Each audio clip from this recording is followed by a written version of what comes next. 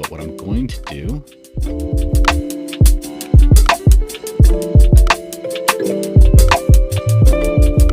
kill that and add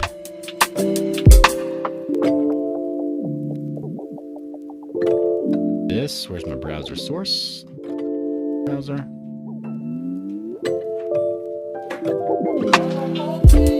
There, ladies and gentlemen, if you are tuning in right now, we're going through a new workflow where we have a couple of our guests on screen with me, and we have not been doing our live interviews for a while. So thank you for your patience while we set up this live stream. It's a little bit different. Not gonna lie, but I've got Trek and I got 3 Douglas with me back in the green room, and I'm excited to have them on screen chat with you guys in just a second. Thanks for your patience.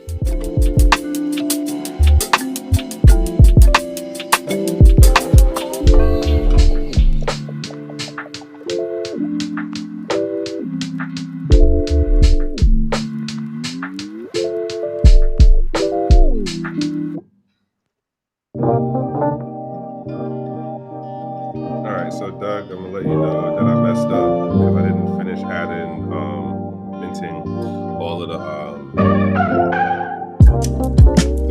Binance ones. So I'm adding more of them in now.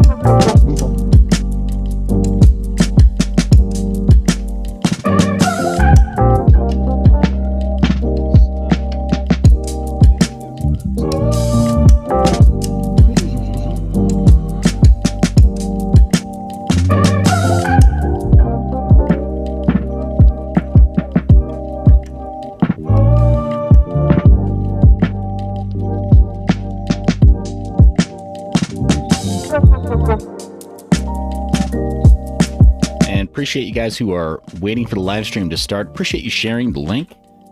It is a huge service to other members of the community, such as 3D and Trek, who are on the stream with me, because they are going to be some of our featured content for the day. We're also going over markets, going over some of our mining portfolio picks, as well as some other just really great coins that we have in our portfolio, including if we have any Hexicans who are Hexians, as Coach K calls them last night, who are joining the stream. First off, welcome. Thanks for allowing me to offer a dissenting opinion in your event last night.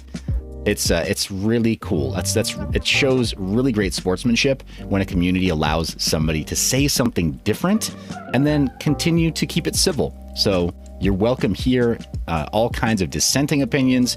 As the audience here already knows, you may have different views on a given project, and your different views are welcome here, as long as we keep it friendly and we're able to shake hands afterwards. All opinions are welcome. Thanks for sharing that link. Thanks for being a great sport, the best community, because we listen to different opinions and we highlight creators like 3D and Trek. So share that link. We'll be on stream, be on camera with you in just a second.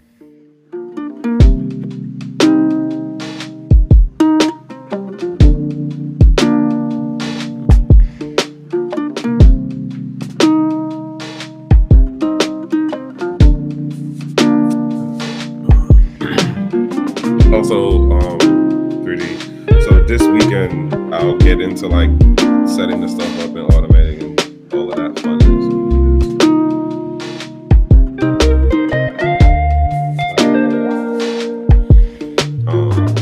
So come Sunday, Monday, like everything will be positioned, and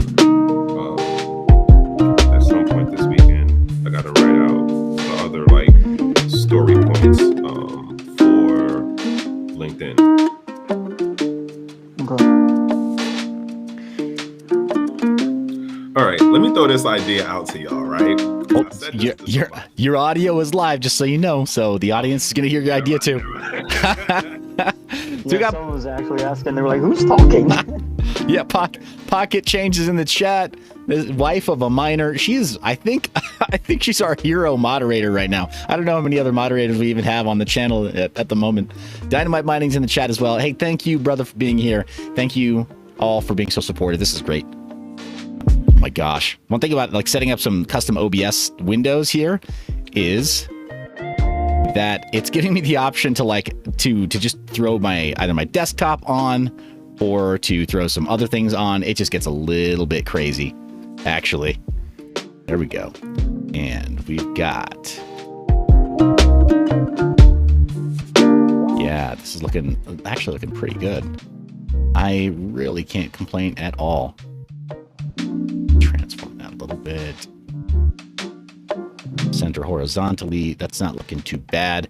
And let me throw us on screen because this audience has been waiting so long. Thank you guys so much for your patience and thank you for your support. Welcome. We are on screen. Trek 3D. We're out of the green room and we're talking to our audience face to face, so to speak. But yeah, guys, thank you so much for your patience. Welcome back to another edition of the Mining Market Signal, or Mine Your Biz Live, or Seth and friends talking live on stream. Definitely appreciate your patience there. And we're here finally to talk at you a little bit about not only markets, but we want to highlight some of the project that 3D and Trek have been working on. Guys, in lieu of jumping straight into the Crypto Fear and Greed Index, I'd love for Trek 3D. Tell us a little bit about the current project that you guys are working on. You have a drop called Poke the Bear, but that's not the name of the overall project. Let us know what you're working on and what the journey to this point has been like so far. Okay. You want to start? It's custodial L's. It's basically like capturing the issues with custodial everything. Different problems they've caused, different lies they've said, and we're just kind of like giving people the research that they need to learn about this stuff. And so it's a series of NFTs that are going to teach people like why they shouldn't be trusting these custodials. So I'll put a little bit more context into it in that what we were, I approached 3D on like, hey, let's work on something. And then we had I think a 2 or 3 hour Zoom session on just like talking about some things going on in the space. And it was like, well, let's try to like figure out how to bring it to people's attention or like poke at it. And then we ran around a couple more other ideas and it ended up being like, okay, let's poke the bears. And in the American context, that cliche, or what is that, metaphor? It has context here. And another thing was going on with a couple of the major players in the space. And it was like, well, these are the 3 ones. And then I had the idea about the bears behind me, and here we are. And the basic idea is we're using NFT technology with pop culture, and we're also using Web3 on the end of how do we capture this in a way that it is uncensorable. It is not mansplaining stuff. It's like, I'm not trying to give you the 1, 2, 3 and the sub breakdowns, but here's some history. You can find out more, but like, here's us pointing you to the door. You can open it if you want to. You don't have to, but we're capturing like historical events going on in the blockchain crypto space. And we're combining a bunch of different technologies on the back end, and on the front end, you see stuff like this, the pop culture stuff. Great. Okay. So, I mean, that's definitely important. I think like you're mentioning, the pop culture aspect of crypto cannot be overstated. How important it is, right? Like these are fear and FOMO markets, right? Or FUD and FOMO markets. So if you don't pay attention to the pop culture stuff, you're going to get wrecked. Like straight up. And it's weird because that's got nothing to do with custodial L's or custodianship of the crypto assets, but just knowing which way the market is going. In my opinion, we talk a lot about fundamentals on the show, and it's got a lot more to do, like you're saying, with that pop culture stuff. If you know what people are talking about or what they're talking negatively about, then that knowledge is your investor power. So that's smart, I think. Oh, and then the other thing to note is that we have 3, or as you see, there are 3 bears. Each bear is on a different blockchain. So Wax, Polygon, and Tezos. This bear is on Wax, which we got the link going on. And then the other 2 bears, one is on Polygon and one is on Tezos. It's different hats. When you go follow the link, you'll see different hats. Oh, that's great. I'm still getting things kind of lined up here. Jeez, sorry. There we go. Let's go ahead and let me get some of our links out here as well. While I pull up some of y'all's info, I'm going to just show the Fear and Greed Index right now. Score of 10, guys. That's what our audience gets to see as far as our main content for the day. Might also, no, you know what? I'm going to transition back, guys. Still need to fix some things. We can do better.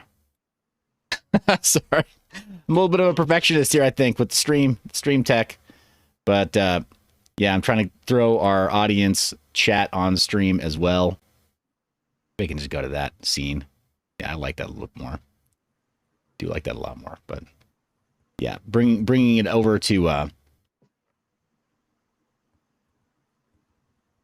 bring it over to, there we go. Bring it over to our audience chat live on screen. There we go. That's what we like to see. Now I can get some live reactions. Yeah, do me a favor and make sure, yeah, we got any of the stream info kind of turned off there, though. So, all right. Appreciate you guys again sharing the link. And if you are not already subscribed, just a reminder, if you're not already subscribed to the channel, what are you waiting for, guys? Really, I'm being serious. What are you waiting for? Make sure that you get that subscribe button to explode, click the bell icon, and then turn on all notifications. Jumping back into our Fear and Greed Index, let me get from there some of our links. I had these lined up before, and they're in the description. Guys, are in the show notes for today's event. So you can go ahead and pop open those collections that are available on 3 different blockchains, and that 3D and Trek have been working on for a while with this Poke the Bear series. So if you want to follow along at home, you've already got access to those links. You can take a look at those collections on OpenSea for Polygon Mint. And then Tezos, where do you guys have those minted? Just as a reminder. Object, right? Object? Yeah, object. Okay, awesome. Go ahead and pull that into our main content stream for today, guys. We're way behind, and man, I don't even know how to apologize for that. I'm just like, I had a rough night last night. Needed to go live. Promised the fam here that we would go live, but just taking a minute. Seriously, taking forever this morning. But tell us more about, like, so why specifically these 3 blockchains? You guys chose to be on Tezos, you chose to be on Polygon, and chose to be on Wax. What was the decision-making process there? Well, like, we knew if you were on the Poly or on Wax, you could end up on Ethereum, and you could end up on Binance Smart Chain. So with 2 of them, it was simply like, we know it can be moved around. And since one of the bears is like specifically a Binance hat, we were hoping that someone would eventually get it on Binance Smart Chain, just because that's funny as heck. And then Tezos has been booming for NFTs in the past like 3 months, and so it just felt right also to go there. Nice, it's great. So I've got this collection up on screen now. The folks at home can see this over on Atomic Hub. You can see Poke the Bear on Atomic Hub, as well as Object and OpenSea.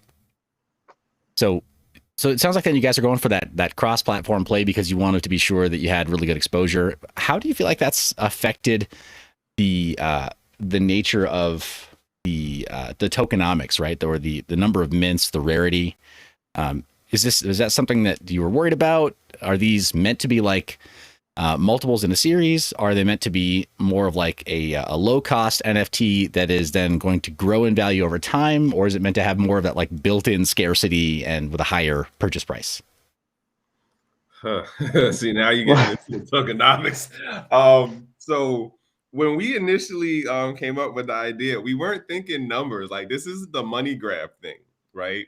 But we also thought, okay, like, we're not gonna go mint 10,000 of them and be like, hey, we got 10,000, it's literally 25 on each blockchain. 25 of the, the blue hat, 25 of the polar bear, 25 of the brown bear, 25 of the panda bear.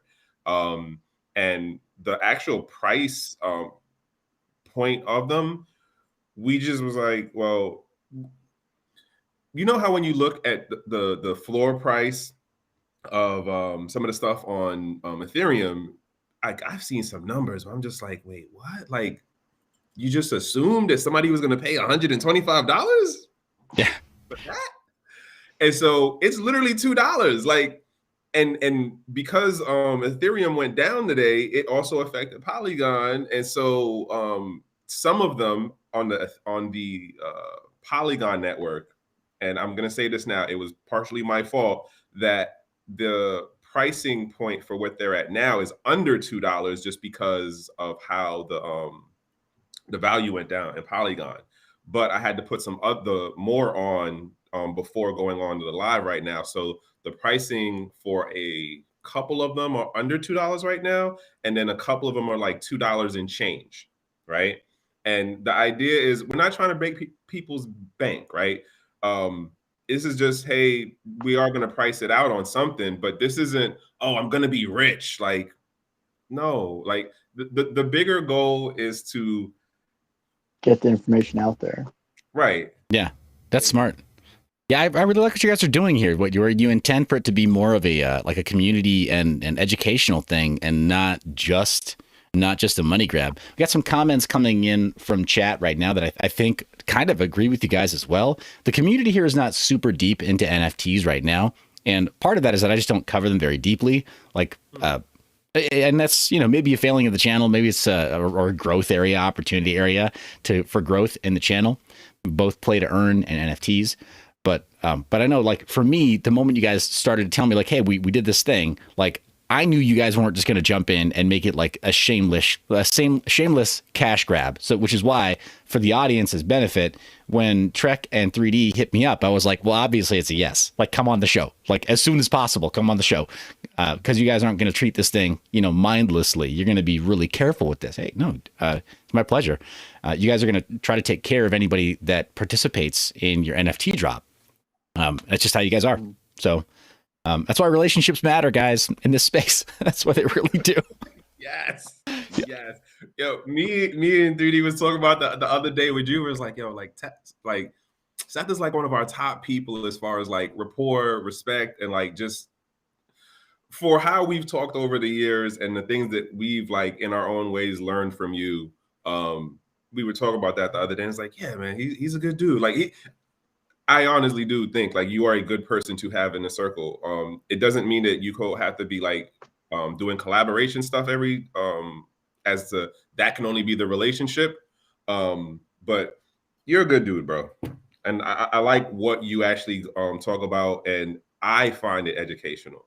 So, well, thank you, man. I definitely appreciate that. So for the audience's benefit, guys, Trek is spelled with 2 Ks, Trekk. You see the spelling down in the description. I don't have links to your guys' Twitter, but I will put those into the description. I think probably live. I can do that. So you guys will be able to follow these two on Twitter. That's where they're particularly active. Are there any other media outlets or any kind of community platforms like Telegram that you guys are active on right now? Excuse me, 3D. Well, I know, like, I'm mostly on crypto social networks, so like Rebuzz and Note Social, stuff like that. I've been kicked off or banned almost all non-crypto based platforms. Like, I'm not allowed on LinkedIn. I'm not allowed on Discord. I'm not allowed on Instagram or Facebook. So I'm on Twitter and I'm on Note Social mostly. And I know, like, Trek, he's real big on like LinkedIn, so people can definitely find him there. But I am on Telegram, like, not super active, but I'm definitely there. Got it. Okay. And do you guys, is there a plan to roll out an additional community, like vis-a-vis a Telegram group or any other kind of like closed community where the education will continue from the Custodial L's series? There hasn't been any plan for it yet, but we do have plans for another series of NFT informational drop where to really like push more of the educational part. I appreciate that. So yeah, I mean, Trek, you and I have been talking about better part of like a year, I think. Some additional value added NFT concepts. I don't want to spill the beans here, but we've talked about it for a while. some value-added NFT concepts. And I think that's just fine, guys, the way you guys are approaching it. NFTs, as long as they come from people who are trusted in the community, or as long as they actually add the value, right? Create the value like you're talking about by way of education, they can stand alone. You don't have to have a Telegram group. You don't have to have a WhatsApp, group chat. You don't have to have a street team that is, from the ICO days, where like, yeah, we pre-sold $20 million of a useless ICO, because we all know there's some NFT that's dropped that way. Like, and so I don't know, man. I'm tired of it. It's the same old. Like, quick cash grab from dudes that were doing air quotes growth hacking back in the day, really just like stealing email addresses and spamming people. And then now, like, right, the new school is like, oh yeah, we got all these growth hack techniques. We're gonna go try to like quick get $20 to $30 million from a group of suckers by promising them the next Bored Ape Yacht Club. And you know what happens 6 months from now? We don't know. We're not sure. So what you guys are doing, I think, is the right way. Worth the price of admission. $2 on Polygon. I mean, heck, I'm probably gonna pick up a couple today. So all right. So let me jump back on one or two things. So one, as far as me, you can literally put in Trek with 2Ks as you see it spelt there in any of these search engines, Googly, DuckDuckGo, Bing, whatever.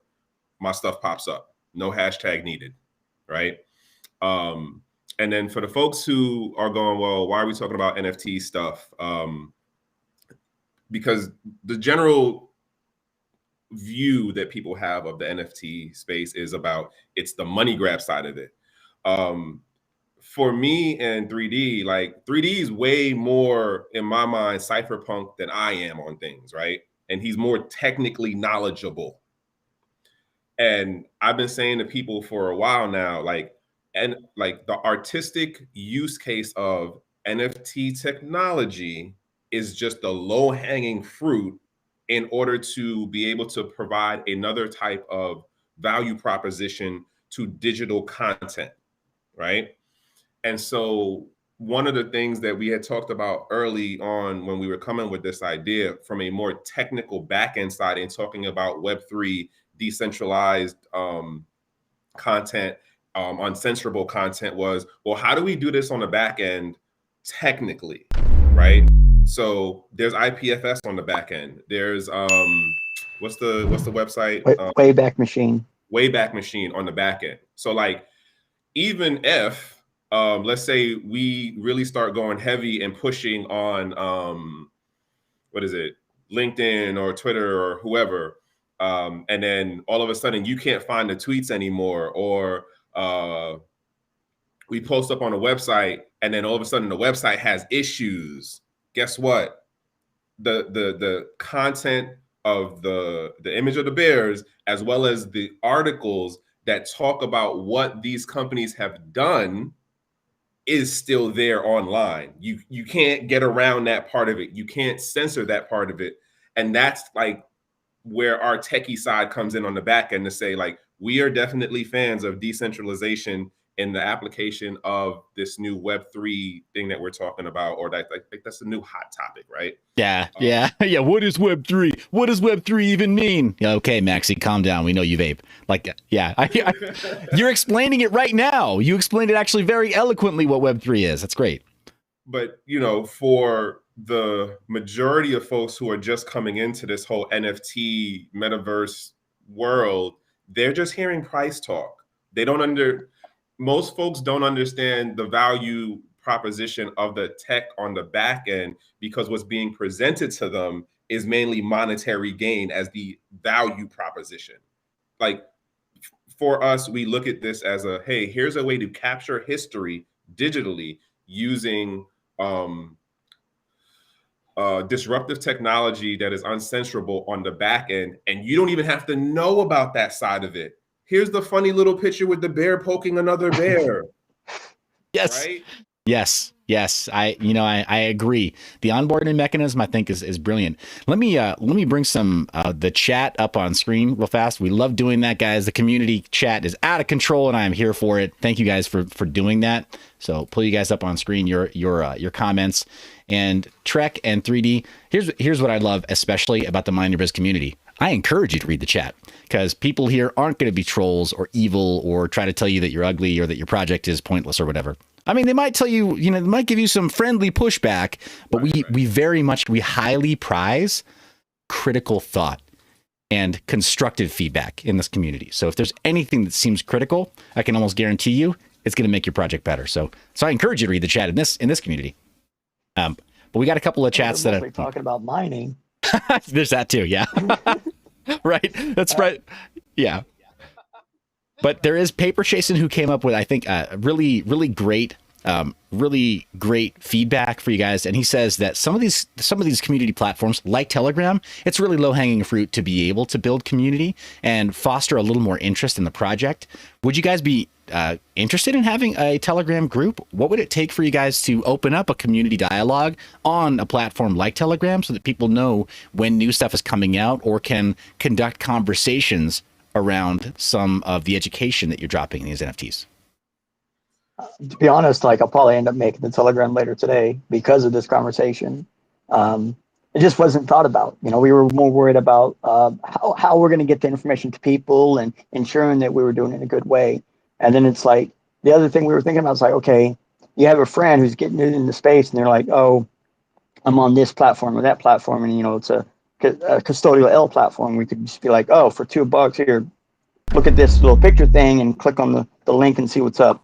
Real simple and easy to educate your friends without having to do all the extra, oh, we'll go to this link or go to this link. You have to actually give them something that then they can go, oh, wait, there's more in here. Click, click, click, Yeah, awesome. Hey, I want to call out a really great comment that is coming from Jason Amsden. He brought up the topic of pulse chain, which I think it's a cool idea. Really, really cool. And I've talked about it before on the channel. We talk about it pretty consistently on the channel, actually, when it comes up. But because it's not already trading, it's not something that we can show numbers about. And because there's not a definitive launch date, it's not something we can talk about in the same way as other projects that are already delivering. But he says, get your NFT copy on Pulse Chain. I think that would require for you guys to have your NFTs on Ethereum. And as of today, correct me if I'm wrong, you're not directly on Ethereum layer 1, right? You're on Polygon. Right. Okay. Right. Got it. So there won't be any kind of a copy of the chain state that includes your NFTs on Pulse Chain right now. Yeah, not right now. Someone would have to buy them and then flip them over to the Ethereum chain for that to be copied over. But if an individual or set of individuals wanted to do something like that, just like they can move the stuff over to Binance Smart Chain and a couple of the other ones that are bridged with Ethereum, they definitely could, especially if you buy the Wax one. Wax has a bridge to Ethereum layer 1, which is, I think, cheaper to do than going from Poly to Ethereum layer 1. Wow. So there's more than one way for you to be able to do this. Okay, I didn't know that about Wax right now, having a bridge over to Ethereum layer 1 for NFTs. And not to get too lost in the weeds here, but it's not too techie a question. But do you know if they support both ERC 721 as well as ERC 1155, the more complex NFT contracts? I think it's only the 721. Okay. Yeah. Got it. I think it's that. Other thing to note, right? So I'm gonna sorry for the interruption, Trek. Man, Pocket, why you got to do that? You're tugging at my heartstrings, guys. Throw up the horns for Savage in the chat. Savage's daughter is going to be releasing NFTs in the very near future with Pocket Change's help. Man, I'm emotional this morning. I'm not gonna lie, I'm really emotional this morning. And seriously, Pocket Change, you just you straighten the feels. How do you do that? But sorry, Trek. Yes, go ahead. So just want to point, the way we did it was each blockchain has only one bear. So you're not going to see the so what is it? Wax has one bear that has the stick. Tezos has another bear that has the stick, and then Polygon has another bear that has a stick. So for anybody who goes out, and let's look at this as far as maybe a little gamification or adding in some kind of community discovery of value, right? There's only 25 on each one of these platforms. If you see someone, if you see one show up on another platform that it was originally not minted on from us, you know it's a second generation. Or arguably that could be first generation, and what we pushed out was zero generation, or generation zero. I forget how you say it, but you understand, like in regards to that, like artistic value set up, like if the community looked at it that way, that could be arguably a thing. So for the folks who look at it and go, well, where's the value proposition in regards to the art side of it or the tokenomic side of it? That's one thing right there. We only made 25 for each platform. So if you go out and look someplace and you see somebody with 1,000 of them, they're not the original ones, right? The other thing that we kind of had in this was like, well, if we just go out, make a couple, see what people think, engage with different parts of the communities. So like looking at going on Clubhouse and Twitter Spaces and jumping into some of the other Discords and, you know, even with the Telegram side of it. And then talking to folks like yourself and a couple other people that we know who have channels and stuff. And then like we see where it goes, but taking that like early day Doge approach where, hey, we just throwing it out there to the community. Does it pick up? We don't know. If it picks up like under what we originally had as the idea of like, yo, we want to capture history and educate people about what's going on with how some of these companies in the space do things where they'll either downplay their technical issues, they'll lie about product development or product ownership, as well as just like some of them do funky things on like flat out, they do funky things. And so that's the idea of capturing those moments and putting them in this in this new Web3 world where the proof is there, right? Yeah. So if you don't value history, all right, cool, we get it. Like, we're not saying this is for everybody. We 100% know the historic aspect of this is not valued by everyone. We also know the artistic style or topic or content is not valued by everyone. But for those who get it, we appreciate. And then we also get encouragement to start rolling out some of the other ideas that we have. And we have been talking about a couple of other things that are going on in the space that we feel is pertinent. Does that mean it can only be this? Like, the next iteration that we have doesn't have to be bears. It could be something else. Or we could like start doing some other additional things to it, which we've talked about, to like enhance what the visual content looks like itself. Okay. It's a process. Yeah, no, absolutely. I hear you there loud and clear. Definitely a process. On that note, we got a question from Paper Chasin. Again, definitely appreciate Paper Chasin giving friendly and constructive feedback. Let me see. I got to do another ducking compressor here. But he asks the question, okay, scarcity is created, but where is the underlying value to drive the desire to obtain these NFTs? I think there may be, I mean, I don't know if Paper Chasin has a different idea of what generates value. I know that based on 3D's work in the past and based on Trek's work in the past, the educational aspect is definitely there on both sides. You both are really great educators and deeply knowledgeable in the space, and you complement each other in an extremely important way. And then also with 3D, you worked on like the private paper generator as well. So encrypted messaging or being able to fully encode messaging into a URL as well. We've covered that on the channel before, and it was awesome. Love what you've worked on there with your co-developer. So how much of that background of deep education and then also really cool cypherpunk tech and unlocking encrypted messaging, how much of that is making its way into these NFTs? And are there like custom unlocks that do a value add to the NFT series, or will there be in the future? And that was kind of like a plan for the next set to try to lock up data and stuff. This one was kind of more of a test, so we kept it as simple as possible while still providing the information. And then, like, for example, like something we haven't mentioned is each one of the hats represents what data is in there. So it's not like all the same data is in all three of them. There's separate data in each type. So the where it's bringing in the value, I guess, would actually be in the next set that we had planned out. That's going to come out. When you start going into the next set, and you go, okay, where does the value come in? It's like, okay, the next set we're doing, the visual matches the data more. And then like this one, the only thing that really matches the data is the hat. And we were just trying to have fun in a way. So that way, like where you want to pick it up at, the fact that it's a funny, stupid little thing that's super cheap, that's really where it's at. That's awesome. Hey, so Gordon Murray just chimes in and says, all right, purchased a bear. Took forever on Polygon. LOL. Sorry about that, man. Something has been going on with Poly, I think for the last, what are we on, Saturday? I think for the last week. I don't know what's going on, but something definitely has been going on for about the last week that the network apparently is getting clogged. I don't know what's going on because I haven't dug too deep in it, but I've heard that earlier this week, and it's been going on for the last 7 days. Yeah, we covered it here on Mind Your Biz, and we talked about how people can overcome that by having the correct RPC and adjusting individually, editing their gas fee structure within MetaMask.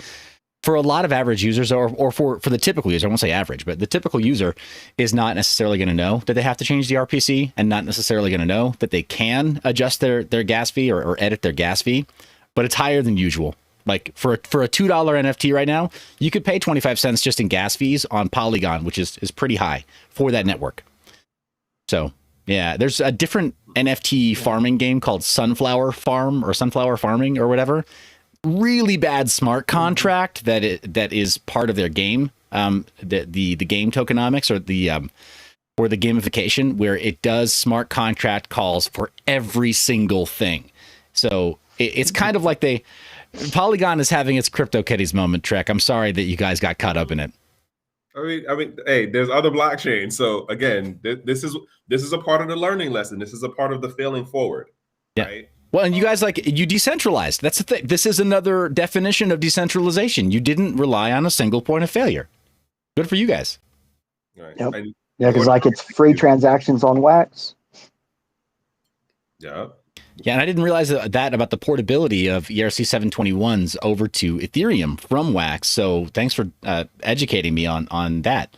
3D. Let's bring some questions in from the audience, though, guys. Paper Chasin, thanks for asking about some of the value added creation. 3D, I fully anticipate that for the next generation, y'all are going to get pretty crazy with nested stuff. I mean, I'm expecting these bears to turn into little Matryoshka dolls, right? Of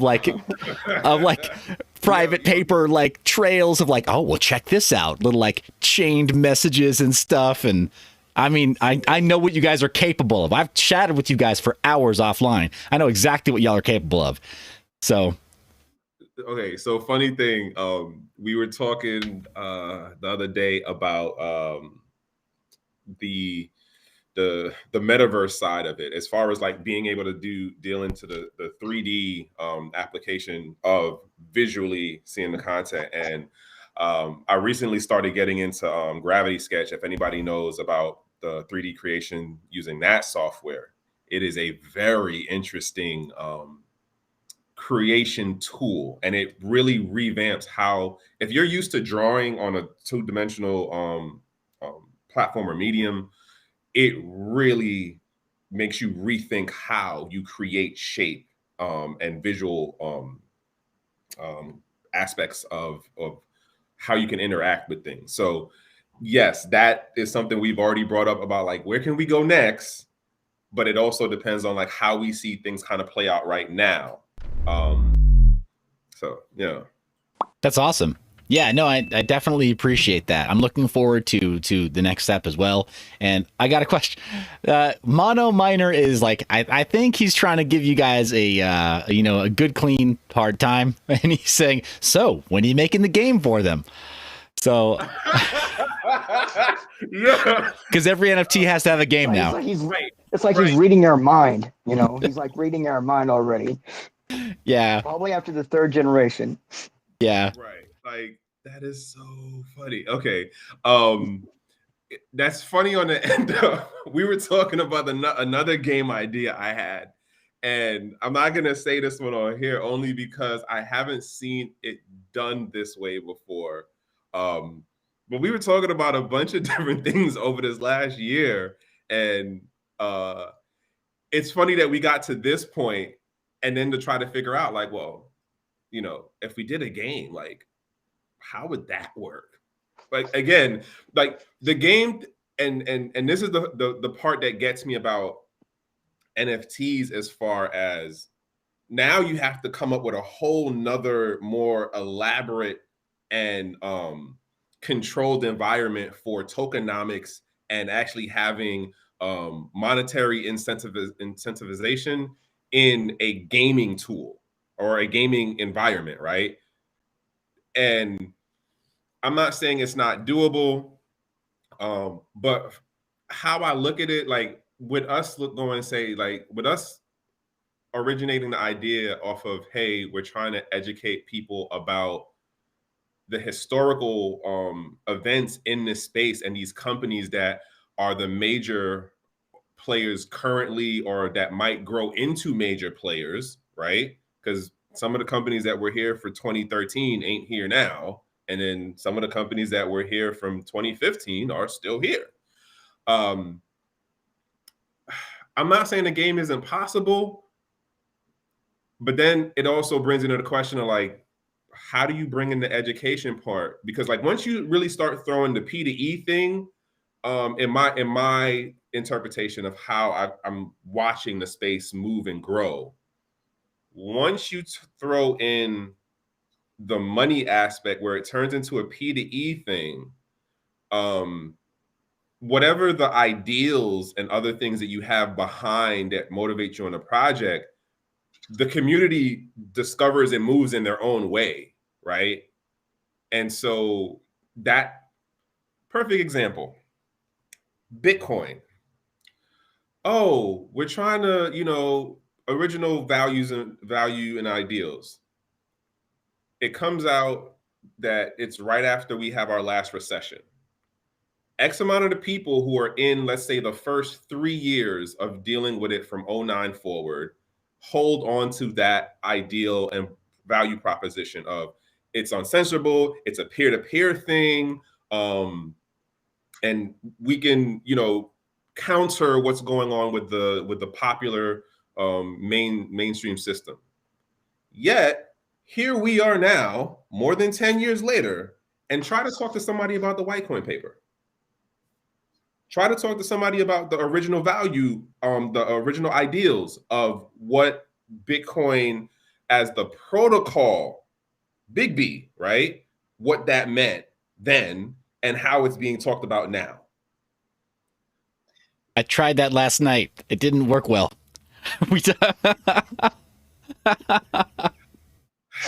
Yeah, like, so, you know, like we have our idea as far as we want to educate people. And again, this isn't me saying, no, it can't turn into a game, but it's one of those things where I do have the realization of, just because we have our idea now on what we would like the community or the people who find it interesting enough to like be involved or get one or talk about it, it's there. Like we can't dictate how the community interprets what we think or how our conversations on why we wanted to put the energy and effort into this go. Yeah, I think you guys are at the very much the starting phase, and just to be clear with the audience, both Trek and 3D were very clear with me that this is a bit more of a market test.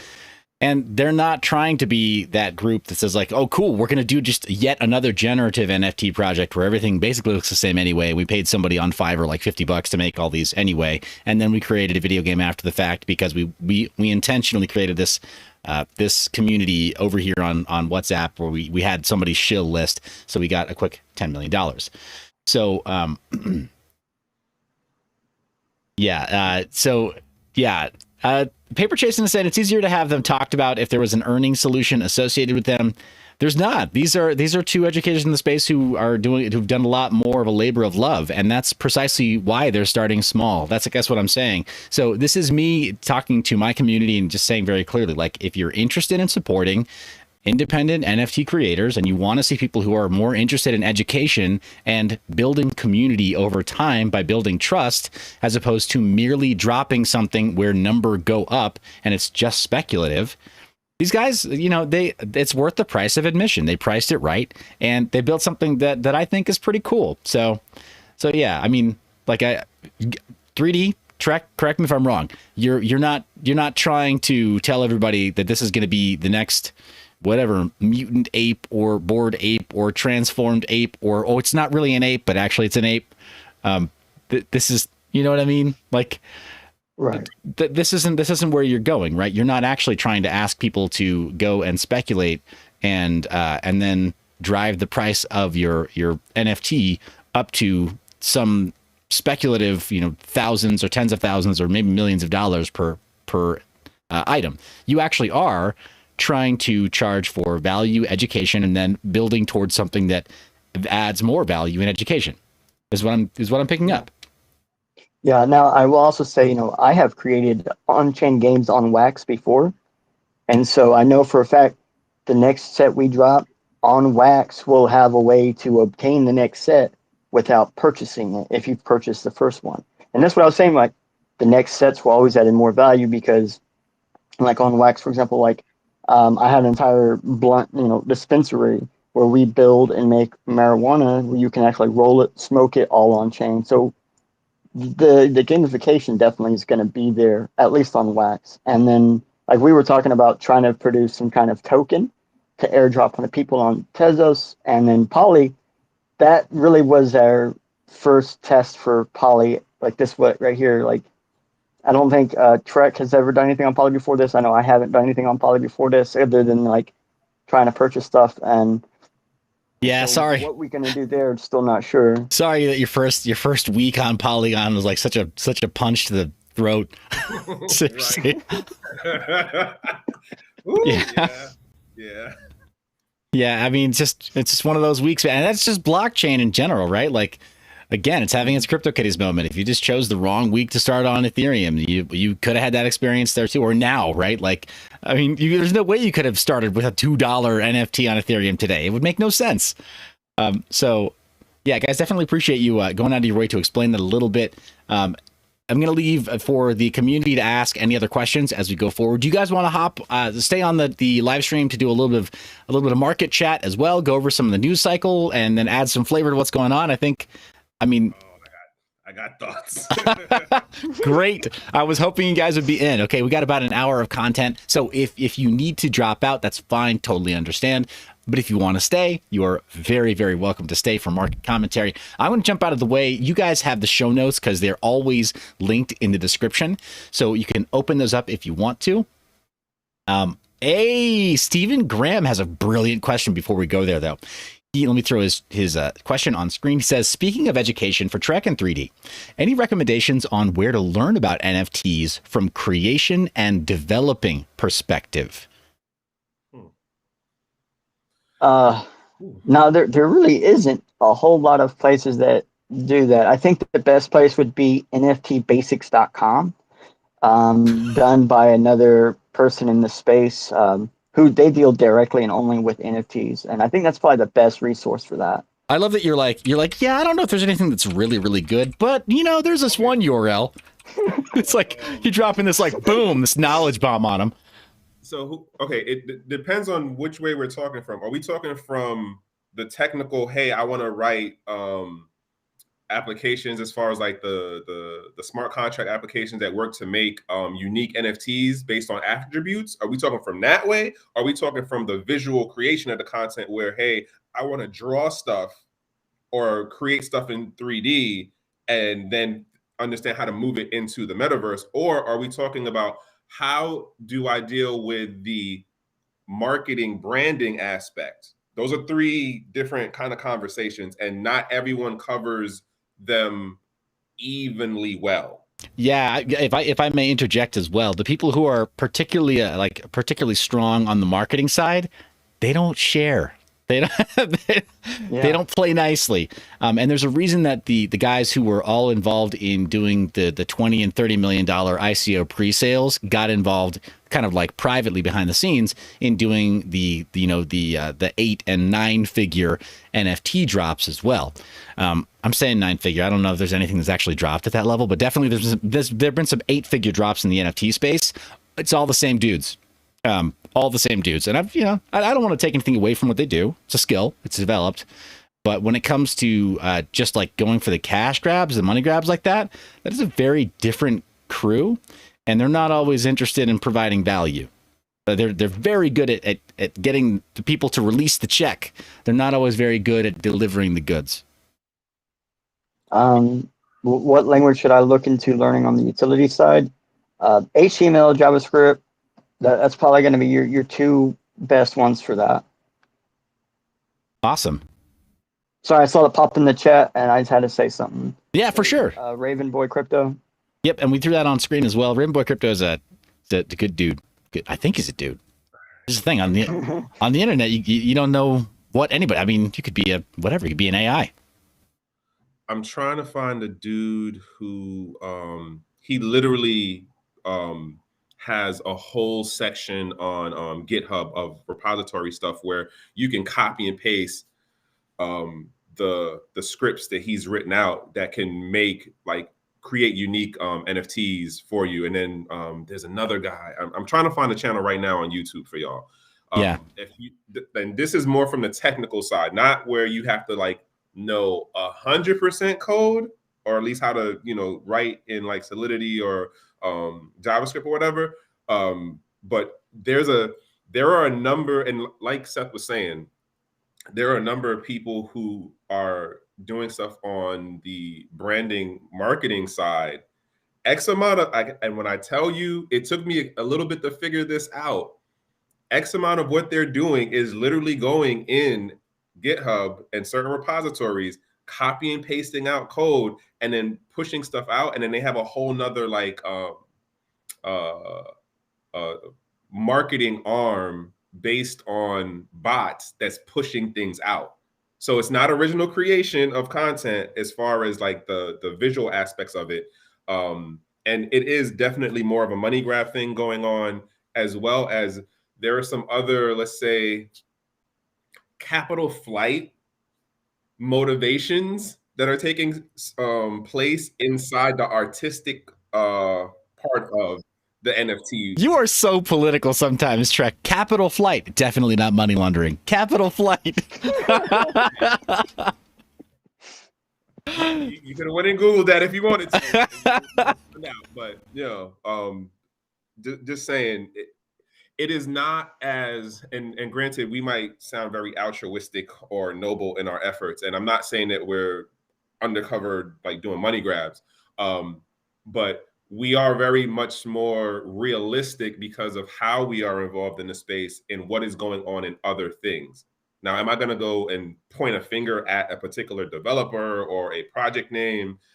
No, because I don't care that much about them. But I can say once you really start digging in to certain marketplaces like OpenSea or Ghost or Rarible, and you start understanding how to look at creator names, how to look at the metadata, how to look at let's say the Twitter feeds and whose names or hashtags kind of pop up continuously, which this will work as a great sideways for Bored Ape Yacht Club. There's some things going on there. You start to see the patterns. You start to see the trends. You start to understand that not everybody's out here trying to actually make artistic value. Bottom line. Yeah, no, could not agree more strongly. Paper Chasin is following up with a couple of comments. I'm going to go ahead and read these out loud, throw them on screen. Says, at least you guys left mega upside for this to grow. He's not wrong. So you figure if your NFTs, if the floor price moves all the way up, to a massive $5, right? $5. folks. Bad. You could do a lot worse with some of the tokens that we've covered. Even strong fundamental coins, right? You could do a lot worse in terms of putting your money into some of these coins over the same time frame. So yeah, all the way up to that, lofty goal of $5. Right? It's a lot of meat left on that bone. He says someone has to set the pace. So many crappy devs running with bags. So couldn't agree more strongly. Like for example, like when I created, me and my friend, we created Private Paper in 2018. Since then, there's been 2 other projects that have come out to claim to be decentralized newspaper